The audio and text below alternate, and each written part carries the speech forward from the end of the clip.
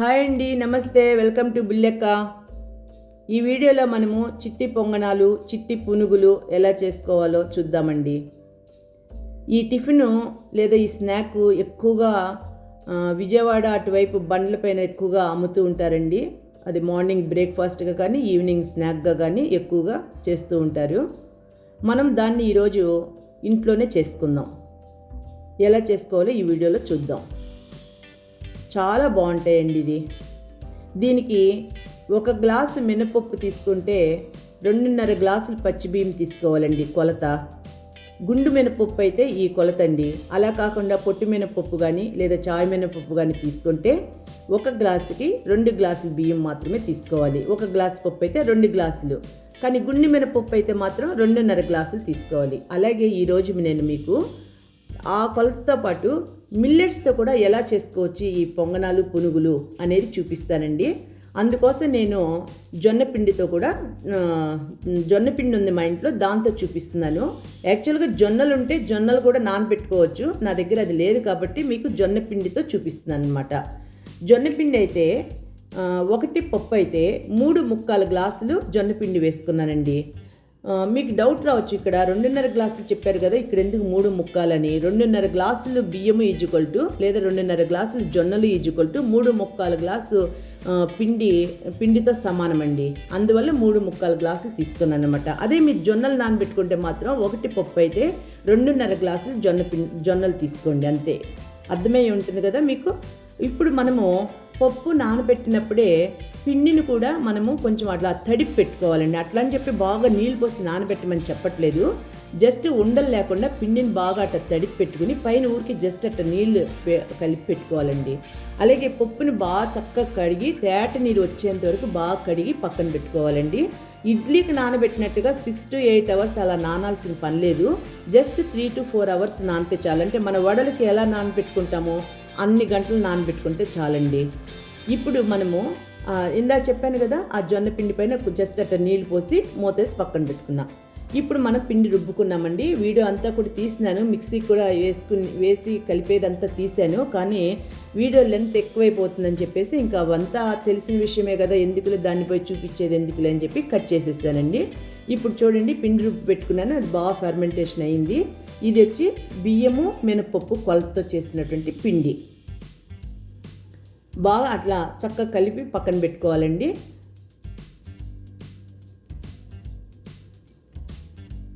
ఇది జొన్న పిండితో చేసినటువంటి పిండి. జొన్న పిండి లేదా జొన్నలు ఉంటే జొన్నలు కూడా నానబెట్టుకోవచ్చు. అయితే మన ఇడ్లీ పిండిలాగా దోశ పిండిలాగా పలచం చేసుకోకూడదండి. చక్కగా కరెక్ట్ కన్సిస్టెన్సీతో కలుపుకోవాలన్నమాట. ఇంత గట్టితనంతోనే రుబ్బుకోవాలి. రుబ్బుకునేటప్పుడే కొంచెం గట్టిగా రుబ్బుకోవాలి. ఒకవేళ లూజ్ అయితే మీరేం భయపడాల్సిన పని లేదు. దానికి చెప్తాను, రెమెడీ చెప్తాను ఏం చేయాలి. అట్లా లూజ్ అయితే పిండి లూజ్ అయితే ఏం చేయాలో చెప్తానండి మళ్ళీ. ఇప్పుడు చూడండి, మీకు హోటల్ స్టైల్లో ఎలా వేస్తారు, మనం ఇంట్లో అయితే ఎలా చేసుకోవచ్చు రెండు చూపిస్తాను నేను. హోటల్లో ఉల్లిపాయ, పచ్చిమిరపకాయ, కొత్తిమీర అలాంటివి ఏమి వేయరండి. ఒట్టి ప్లెయిన్ పిండిలో, ఫర్మెంటేషన్ అయిన పిండిలో ఒట్టి ఉప్పు, జీలకర్ర మాత్రమే వేస్తారండి. ఇప్పుడు నేను అట్లా కలిపి అట్లా పక్కకు తీసి ఒక వాయి అట్లా పక్కన పెట్టాను, హోటల్ స్టైల్ది. ఇదేమో మనము ఇంట్లో చేసుకునే మాదిరిగా ఉల్లిపాయ, పచ్చిమిరపకాయ, కొత్తిమీర, జీలకర్ర వేసానండి. మీకు ఇంకా కావాలంటే న్యూట్రిషన్గా ఇంకా పెంచుకోవాలి కావాలంటే దీంట్లో క్యారెట్ తురిమేసుకోవచ్చు, లేదంటే ఇంకా మెంతాకు కానీ లేదు మునగాకు కానీ ఇలాంటివి కూడా వేసుకోవచ్చు అనమాట. అట్లని చెప్పేసి ఎక్కువగా వేస్తే మళ్ళీ కోరాకు బోండా అయిపోతుందండి. మనం శనగపిండిలో కోరాకులతో కలిపి వేసుకుంటాం కదా, మళ్ళీ కోరాకు బోండాలు అయిపోతాయి. యాక్చువల్గా అయితే ఏమీ కలపకుండా ఈ స్టైల్లో ఒకసారి చేసి చూడండి. మళ్ళీ నెక్స్ట్ టైం ఇంకోసారి చేసుకున్నప్పుడు మీరు అట్లా కోరాకులు అవంతా కలుపుకుని వేసుకుని చూసుకోండి. అది దాని టేస్ట్ దానికి, దీని టేస్ట్ దీనికేనండి. ఇది యాక్చువల్గా మనకి వెనకటి నుంచి వస్తున్నటువంటి పద్ధతి, ఇప్పుడు నేను చూపించేటువంటి పద్ధతి ఇది. అంతే. ఉల్లిపాయ, పచ్చిమిరపకాయ, జీలకర్ర, కొత్తిమీర, కరివేపాకు. కొత్తిమీర అనేది కూడా ఈ రోజుల్లో ఇప్పుడు వేసుకుంటున్నాం. ఆ రోజుల్లో ఓన్లీ కరివేపాకే కట్ చేసి వేసేవారండి మా చిన్నప్పుడు అయితే. కొత్తిమీర కూడా ఎప్పుడు ఏం దొరికేది కాదు. ఇప్పుడైతే బాగా ఎక్కడా దొరుకుతుంది. ప్రతిరోజు 360 రోజులు కొత్తిమీర దొరుకుతుంది ఇప్పుడు మనకి. అదే మాదిరి జొన్నపిండిని కూడా అలాగే కలుపుకుని పెట్టుకోవాలండి. ఉల్లిపాయ, పచ్చిమిరపకాయ, జీలకర్ర అంతా వేసి ఇప్పుడు జొన్నపిండిలో కూడా సేమ్ స్టైల్ కలిపినాను. అయితే జొన్న పిండిలో నేను హోటల్ స్టైల్గా ప్లెయిన్ చూపించట్లేదు మీకు, ఎందుకంటే ఒకటి చూపిస్తే చాలు కదా, దాన్ని బట్టి మీకు అర్థమైపోతుంది. యాక్చువల్గా మనము హోటల్ స్టైల్ చూపించాలని చెప్పి ప్లెయిన్ మీకు చూపిస్తుందనే కానీ యాక్చువల్గా ఉల్లిపాయ, పచ్చిమిరపకాయ, జీలకర్ర, కొత్తిమీర కలిపి వేసుకుంటేనే టేస్ట్గా కమ్మగా చాలా బాగుంటాయండి.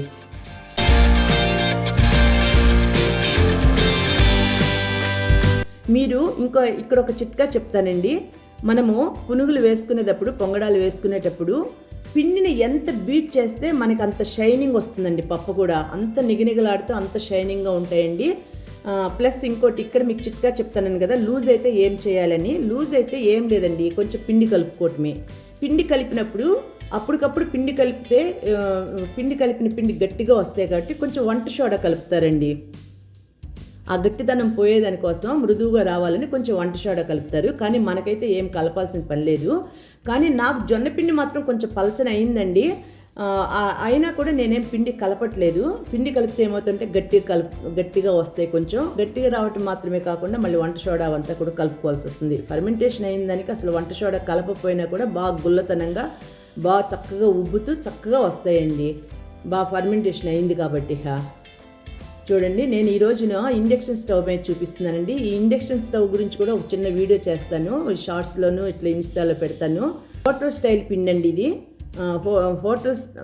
హోటల్ స్టైల్ పొంగడాలండి. ఇది చాలా బాగుంటుంది. దీంట్లో ఏమీ ఉల్లిపాయ, పచ్చిమిరపకాయ వేయలేదండి, కొత్తిమీర అలాంటివి వేయకుండా ప్లెయిన్ అండి. ఇది ప్లెయిన్ పొంగడాలు లేదా ప్లెయిన్ పునుగులు అని చెప్పొచ్చు. యాక్చువల్గానండి అసలు పునుగులు అంటే పునుగులకి పొంగడాలకి మళ్ళీ 2 డిఫరెన్స్ ఉందండి నాకు తెలిసినంత వరకు అయితే. పొంగడాలు అంటే మనం ఫెర్మెంటేషన్ అయిన పిండి కానీ లేదా పెరుగులో కలిపిన పిండిని కానీ వాటిని మేము పొంగడాలు అంటాము. పునుగులు అంటే అప్పటికప్పుడు పిండి రుబ్బి మినప్పప్పు ఇప్పుడు ఇదే కొలతని అప్పటికప్పుడు రుబ్బి కూడా వేసుకోవచ్చండి. ఇట్లా పులియబెట్టి కూడా వేసుకోవచ్చు. ఇప్పుడు మనం పులియబెట్టి వేస్తున్నాము, అప్పటికప్పుడు రుబ్బి వేసేదాన్ని పునుగులు అంటాము. లేదా పెసర పునుగులు, పెసరపప్పు కూడా నానబెట్టుకుని అప్పటికప్పుడు రుబ్బి వేసుకుంటాం, వాటిని మేము పునుగులు అంటామండి. అప్పటికప్పుడు రుబ్బి వేసుకునే వాటిని పునుగులు అంటాము. ఇట్లా ఫెర్మెంటేషన్ అయిన దాన్ని కానీ లేదా పెరుగు కలిపి అంటే మైదా పిండి పొంగడాలు. మైదా పిండి ఎవరు లేదా ఇంట్లో ఏమి లేవండి, ఎవరైనా చుట్టాలు వచ్చారు గబాలు ఇంట్లో పెరుగు ఉంటుంది, మైదా పిండి ఉంటుంది అనుకోండి. పెరుగులో అంత మైదా పిండి, ఉల్లిపాయ, పచ్చిమిరపకాయ, జీలకర్ర వేసి పెట్టేస్తే సూపర్గా ఉంటాయండి పొంగడాలు. అవి కూడా మనం చెప్తే తప్ప తెలియదు అది మైదా పిండి పొంగడాలు అంటాం. అటువంటి వాటిని మేము పొంగడాలు అంటామండి. మరి ఎందుకు దీన్నే పునుగులు, పొంగడాలు అని రెండు ఒకటే అని ఎందుకు అంటారు నాకు తెలియదు. కానీ యాక్చువల్గా అప్పటికప్పుడు రుబ్బి వేసే వాటిని పునుగులు అంటారు. ఇట్లా చేసే స్టైల్ని పొంగడాలు అంటారు. పొంగడాలు లేదా పొంగనాలు 2 ఒకటేనండి. పొంగడాలన్నా పొంగనాలన్నా 2 ఒకటేనండి.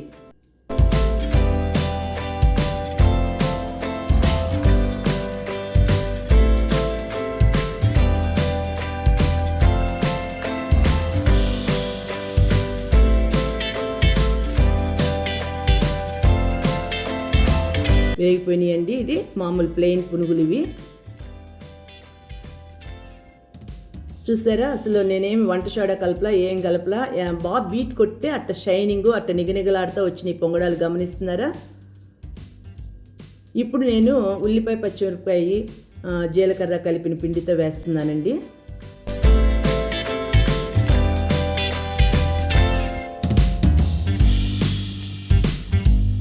బాగా కొంచెం అట్ట పునుగులు వేసేటప్పుడు బాగా కలపాలండి. కలిపితే చాలా బాగా వస్తాయి, పొంగుతి చక్కగా నీట్గా వస్తుంది. ఉల్లిపాయ, పచ్చిమిరపకాయ వేసేటప్పటికి కొంచెం రౌండ్ కూడా కొంచెం తగ్గుతుందండి, ఎందుకంటే ఎగుడు దిగుళ్ళు వస్తాయి కదా. అది చూడండి, ప్లెయిన్ వేసినంత నైస్గా ఏం లేవు కదా, నైస్గా నున్నగా నిగనిగలాడుతూ రౌండ్గా అట్లా వచ్చినాయి అనమాట. అది మన కంటికి ఆకర్షణగా చాలా బాగుంటుంది. అట్లా హోటల్లో వేసేవన్నీ ఆ మాదిరి ఉంటాయండి.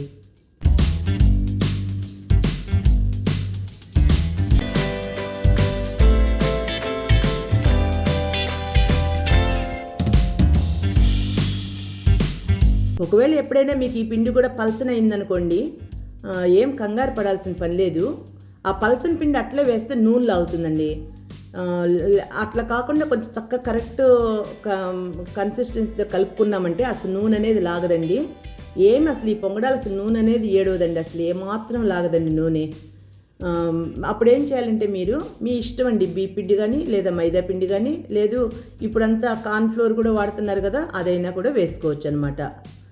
వేసుకుని మళ్ళీ శనగపిండి కలిపితే అదే ఒక టేస్ట్ మారిపోతుందండి. మళ్ళీ శనగపిండి కలపకూడదు, ఆ టేస్ట్ మళ్ళీ మారిపోతుంది.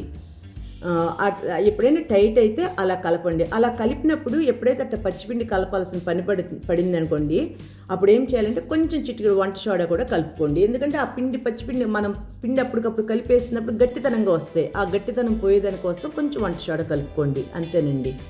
అంతే తప్ప పలచనైపోయిందని ఏం కంగారు పడాల్సిన పని లేదు.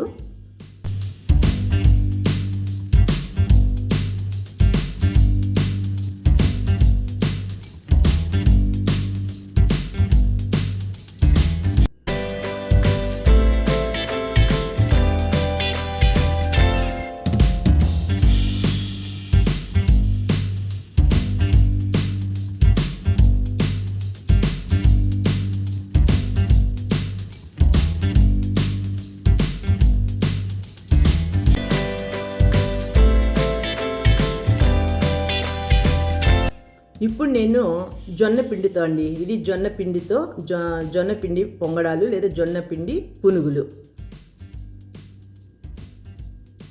ఇది పిండి కొంచెం పలచనైందండి. ఆ పిండితో కంపేర్ చేస్తే ఈ పిండి కొంచెం పలచనైంది. ఎందుకు పలచనైందంటే మామూలు జొన్నలు నానబెట్టుకుని ఉంటే కరెక్ట్గానే రుబ్బుకుని ఉండేదాన్నేమో.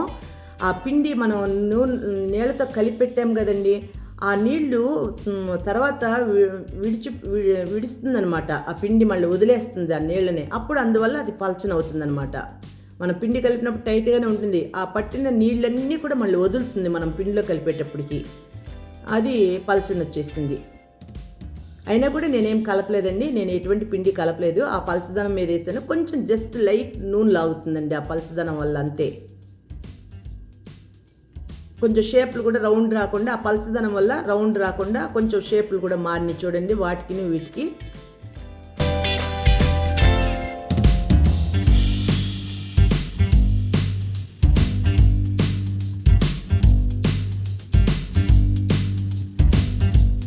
ఈరోజు మాకు బ్రేక్ఫాస్ట్ ఇదేనండి, టిఫిన్ ఇవాళ.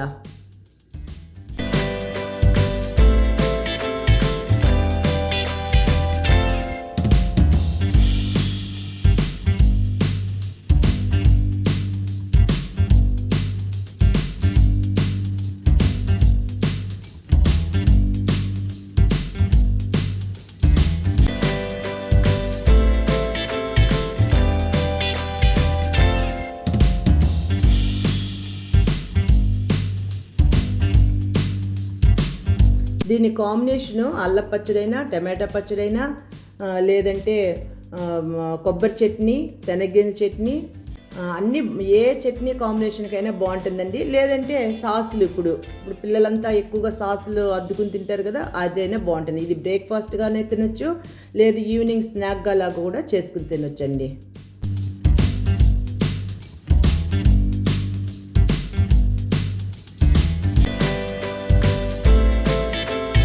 పలచదనం అవటం వల్ల షేపు కూడా కొంచెం ఇదే అయిపోయింది చూడండి, షేప్ కూడా రౌండ్గా అట్ట రాలేదు.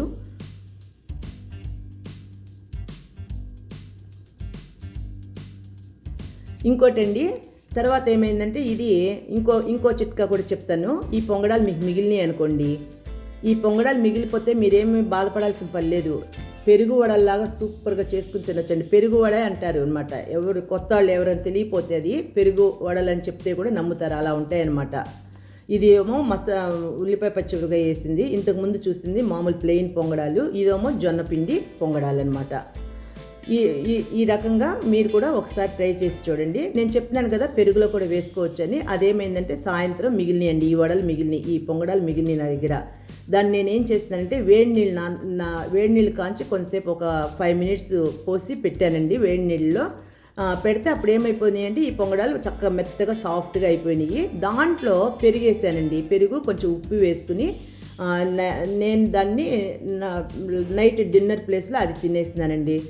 కాబట్టి నాకే కాబట్టి నేను దాన్ని తిరగమాత వేసుకోవటం కానీ దానికి ఇంకే సోకులు చేయలేదండి. జస్ట్ ఉప్పు పెరుగులో ఉప్పు వేసుకుని తినేసినానండి. సూపర్గా ఉన్నాయండి, పెరుగు వడలు తిన్నట్టే ఉందండి. మీరు కూడా ఒకసారి ఈ రకంగా అన్నీ ట్రై చేసి చూడండి, తప్పకుండా వదలమాకండి. ప్రతి ఒక్కటి చక్కగా చాలా బాగుంటాయండి, హోమ్లీగా చేసుకునే చాలా బాగుంటాయి. ఈ వీడియో కనుక నచ్చితే లైక్ చేయండి, షేర్ చేయండి. మీరు కూడా ఈ రెసిపీ చేసి ఎలా వచ్చిందో కామెంట్స్లో తప్పకుండా చెప్పండి. ఇలాంటి మరిన్ని రుచికరమైన వంటల కోసం బుల్లెక్క ఛానల్ సబ్స్క్రైబ్ చేసి బెల్ ఐకాన్ని కూడా నొక్కండి. మీ ప్రోత్సాహమే నాకు మరిన్ని మంచి వీడియోలు చేయడానికి బలం. Thank you. మళ్ళీ మరో వీడియోలో కలుద్దాం.